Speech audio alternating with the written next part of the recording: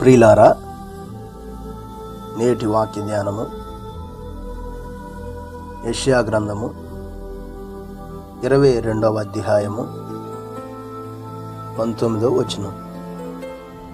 నీ స్థితి నుండి యెహోవానగు నేను నిన్ను తొలగించెదను, నీ ఉద్యోగము నుండి ఆయన నిన్ను త్రోసివేయును.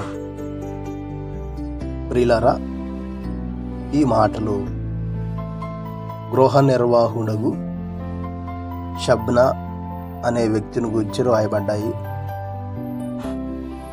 ఇతడు హిజ్కియా కాలంలో గృహ నిర్వాహకుడిగా ఉన్నాడు.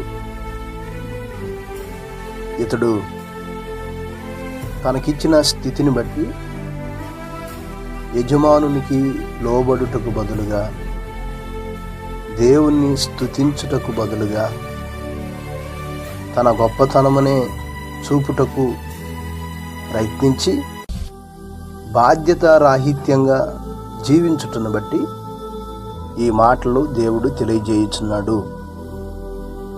ఈ మాటలు వింటున్న మనము కూడా యోచించవలసిన వారమై ఉన్నాం. మనం కలిగి ఉన్న ప్రతి స్థితికి, మనం అనుభవిస్తున్న ప్రతి ఈవికి కారణం దేవుడే. అందును బట్టి ఆయన్ను స్తుతిస్తూ కృతజ్ఞతాపూర్వకంగా జీవించువారుగా ఉండాలి. కానీ గర్వంతో మన గొప్పతనమును చూపుటకు ప్రయత్నిస్తే ఇతని వలె పడిపోవలసి వస్తుంది. కనుక దేవుని పిల్లలుగా యోచిస్తూ నిత్యము దేవుని పట్ల కృతజ్ఞత కలిగి జీవించుదాము. అట్టి కృప దేవుడు మనకు దయచేయునుగాక. ప్రార్థించేద్దాం. పరిశుద్ధుడా, గొప్ప దేవుడా, సర్వాధికారి, జయము కలిగిన మా ప్రభువా, అపారమైన మీ ప్రేమను బట్టి, ఘనమైన మీ నామాన్ని బట్టి మీకు స్తోత్రాలు, వందనాలు ప్రభువా. ఈ ఉదయకాల వేళ మీరు మాతో మాట్లాడిన ప్రతి మాటను బట్టి స్తోత్రాలు.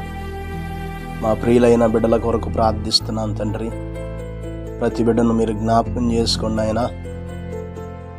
వారు కలిగి ఉన్న వృత్తిని బట్టి, వారు కలిగి ఉన్నటువంటి ఉద్యోగాన్ని బట్టి, వారు కలిగి ఉన్న స్థితిని బట్టి మీ నామాన్ని స్తుతిస్తూ ఆ కార్యాల్లో నమ్మకంగా ఉండగలిగినటువంటి కృపను దయచేయండి తండ్రి.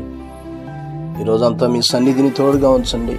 మీ కృపతో ఆవరింపచేసి మీరే మహిమ పొందుకొనమని యేసు నామమున అడిగి వేడుకొనుచున్నాం తండ్రి. ఆమేన్. ప్రభు కృప మీకు తోడై ఉండును గాక. ఆమేన్.